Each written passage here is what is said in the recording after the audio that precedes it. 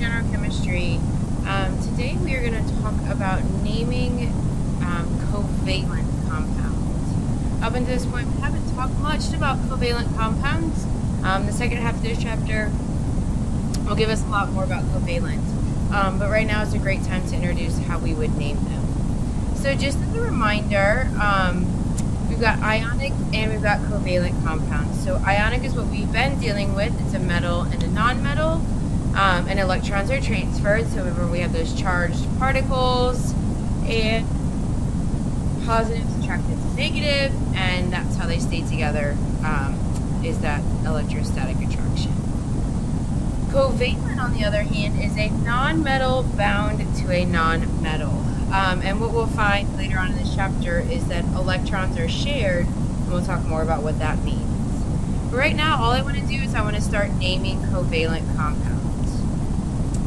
So the one thing that's very different about covalent compounds is the number and ratio of these different elements can vary much more than an ionic compound. For example, sodium has a +1, chlorine has a -1, and the only ratio of those two coming together would be a 1-to-1 ratio. You're never going to find 2 sodiums and 1 chlorine. You're never going to find 1 sodium and 5 chlorines. There's only one option, 1 and 1.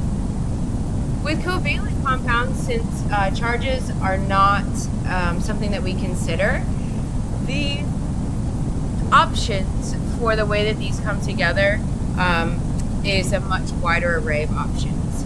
So looking here, for example, if we look at water, water is 2 hydrogens and 1 oxygen.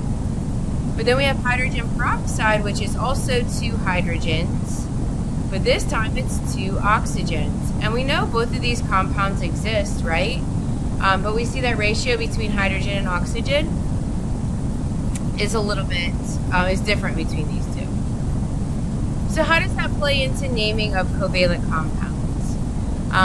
So the covalent compounds, to name those, let's first focus in on the green and the blue.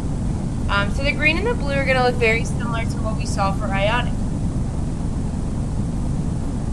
We're going to have the name of the first element, and then we're going to keep the base name of the second element and add IDE. That is very, very similar to what we've been talking about. The big difference here is each of those elements is going to need a prefix. And that prefix is going to tell the viewer how many of each element exist. So since we can have a multitude of ratios, we have to tell the viewer exactly how many are in that ratio.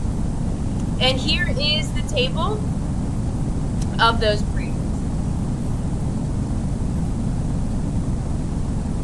So when we have one of a particular compound, we would put the prefix mono in front of it. So like monoxide or monooxide.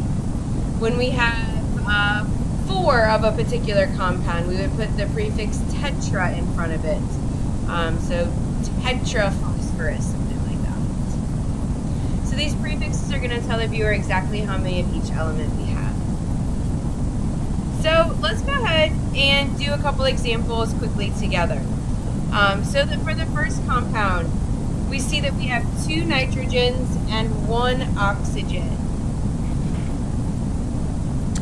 So the first thing that I like to do is I like to go ahead and get the chemical names onto the page. So we've got nitrogen, so we write the name of the first element.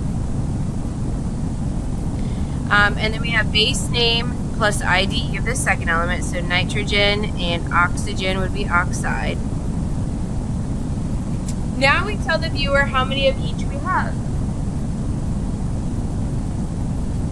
So we have 2 nitrogens, so I'm going to put the prefix di in front of that nitrogen. And for the oxygen, remember, if there's no subscript, it's an implied one. So my subscript on oxygen here will be mono.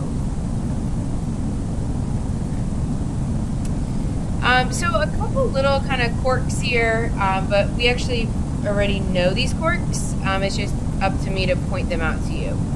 So if I were to read this exactly how I have it written, I see dinitrogen Monoxide. That's a lot of vowels for the English language. So with some of these that end in vowels, so the A's and the O's, instead of saying monoxide, we just kind of reduce that down to monoxide. So just a little tip there as you're typing names and stuff into different programs. So why don't you guys pause the video and see if you can write the name of the second compound here.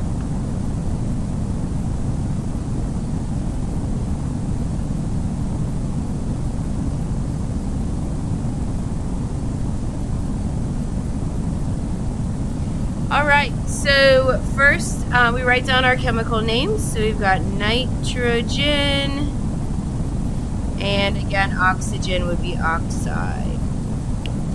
We have our prefix again on nitrogen is 2, so I write dinitrogen.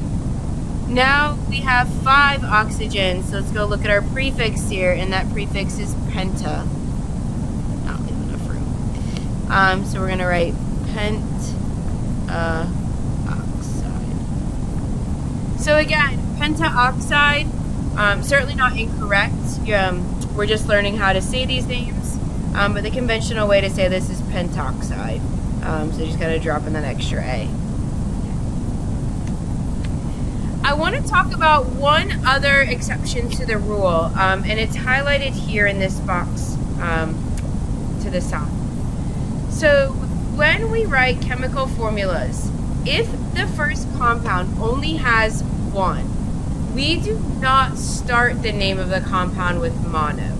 We could start with di, or we could start with octa, but mono is not the first thing that's going to come out of our mouth. We already know this exception to the rule. So if I write the following compound onto the screen, say that to yourself out loud. Okay?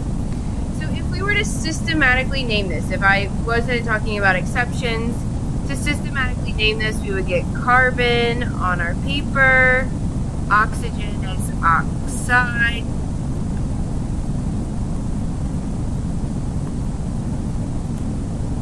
there we go.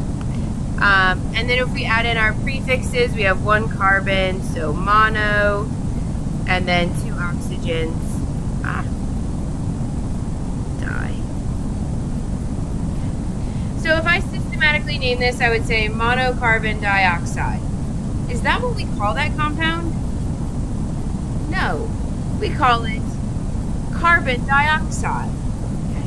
So this is just highlighting that we never start a compound with the word mono, but we can use it in the second one. So let's look at another compound that we're familiar with. So again, this one is carbon and oxygen, which is oxide. Ooh. Oxide. And if I were to put the prefixes in, it would be mono and mono or mon. Do we call this monocarbon monoxide? No. We call it carbon monoxide. So only really big exception to the rule here is we never start our name with mono. We can start it with anything else. And that's it for naming covalent compounds. They're a lot easier than the ionic because we don't have any charges to consider. We just have to write down what we see. I hope you guys found this helpful.